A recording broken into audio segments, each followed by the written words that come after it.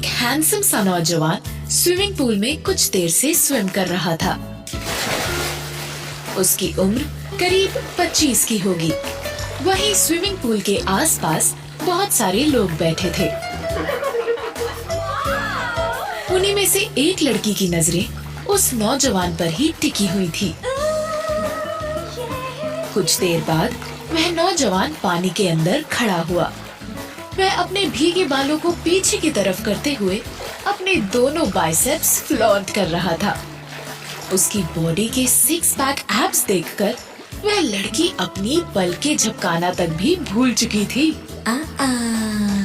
उसने बड़ी बड़ी अट्रैक्टिव आंखों से उसकी बॉडी को देखते हुए खुद से कहा, वाह, ही इज सो हॉट। कौन है ये नौजवान? वहीं बगल के पूल चेयर पर उस नौजवान का दोस्त ध्रुव आंखें मूंदे पेट के बल लेटा हुआ था। उसने उस लड़की की बात सुन ली और खुद में बड़बड़ाते हुए कहा, मैंने कितनी बार कहा है इस लड़के को, कभी पार्टी शार्टी में जाया कर, लोग पहचानेंगे, रिलेशन बढ़ेंगे, लेकिन ये मेरी क्यों सुनेगा? लो, करवा ली ना बेइज्जती। हॉट है, लेकिन लड़कियां ही नहीं जानती। ऐसे हॉट होने का क्या फायदा? फिर उसने बिना आंख खोले ही ऊंची आवाज में कहा, रियली? आप उस लड़के को नहीं जानती? उस लड़की ने इनोसेंट सा फेस बनाते हुए कहा, नो, कौन है ये? ध्रुव ने उस नौजवान की तरफ देखते हुए कहा, ये है कपूर इंडस्ट्रीज के ओनर अहम कपूर।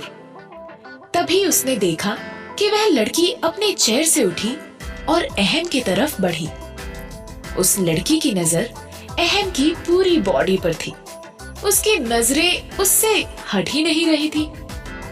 अहम पुल के किनारे खड़ा होकर टॉवल से अपने गीले बाल पोंछने लगा। अचानक उस लड़की ने पीछे से उसे प्यार से पुकारा, हे अहम।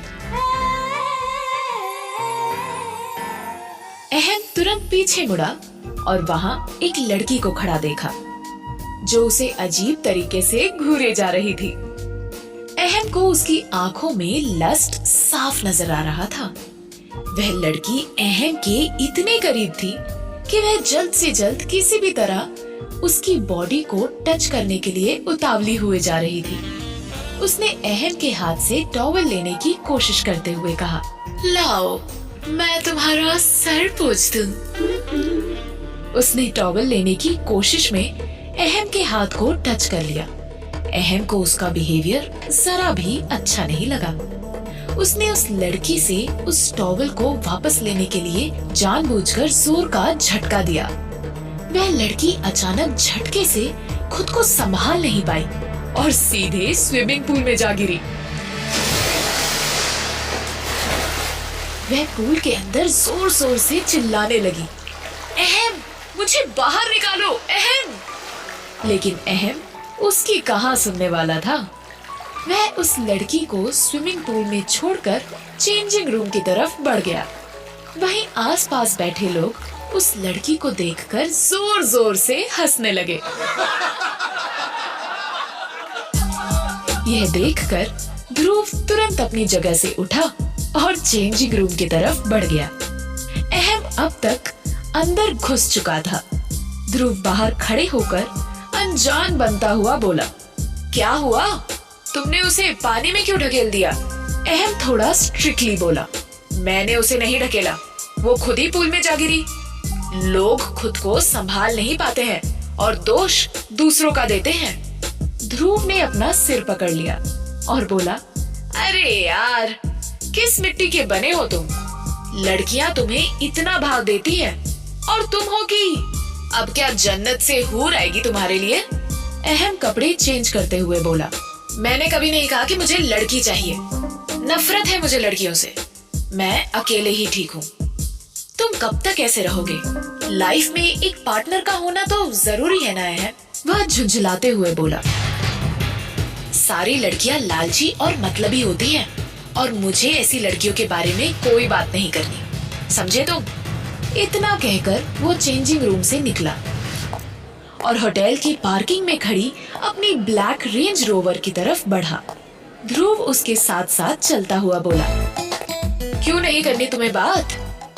तुम्हें क्या लगता है कि सारी लड़कियां एक जैसी होती हैं?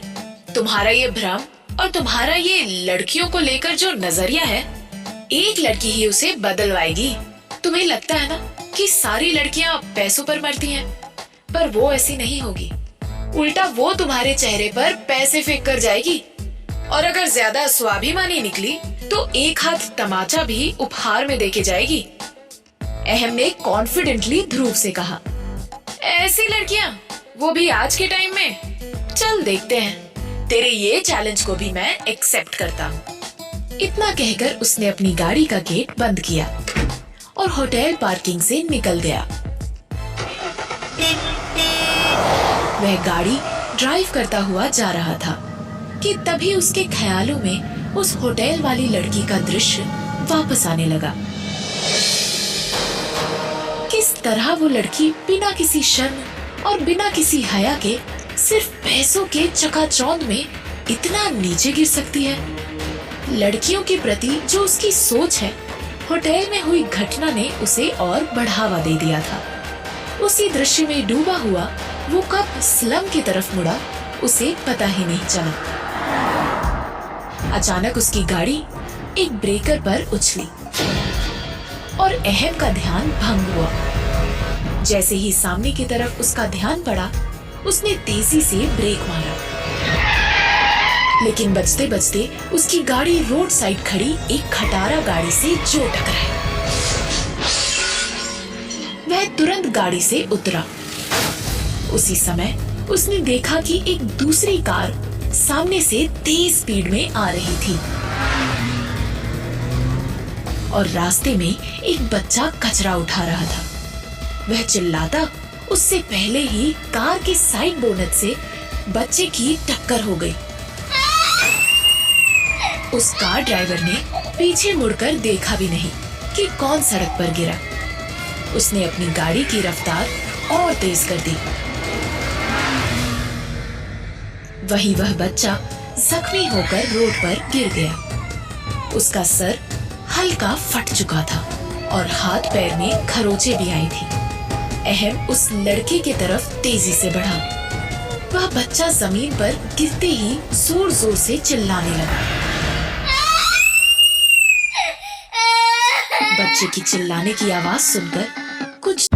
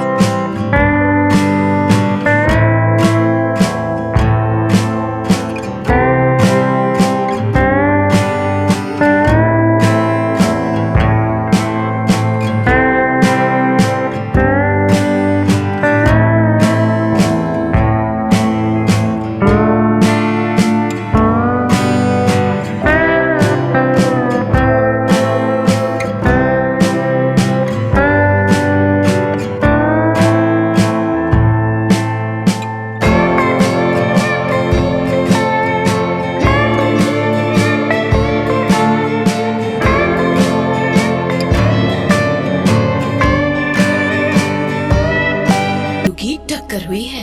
वह उसके बराबर में खड़ी हो गई और गुस्सा करते हुए ऊंची आवाज में बोली, ये तुम्हें ठीक दिख रहा है?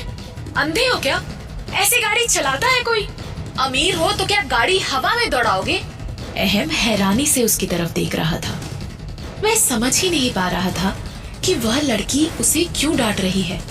वही वह लड़की उसे बुरा भला कहे जा रही थी। अहम ने मन ही मन सोचा, कहीं ये लड़की पैसे पाने के लिए तो मुझ पर एक्सीडेंट करने का ब्लेम नहीं डाल रही है। ऐसा विचार आते ही उसने तुरंत उस लड़की से कहा, कितना पैसा चाहिए तुम्हें? पैसे की बात सुनते ही उस लड़की ने आश्चर्य से अहम की आंखों में देखा और फिर एक जोरदार थप्पड़ उसके गाल पर जड़ दिया। अहम हैरानी से उसे देखता रह गया। वहां खड़े लोग भी बस मूक दर्शक बने रहे। क्या एक थप्पड़ से शुरू होने वाली है प्यार या तकरार की ये कहानी, या आएगा कोई नया मोड़? क्या है अहम का लड़कियों से नफरत करने का रहस्य? जानने के लिए सुनिए प्यार या तकरार का अगला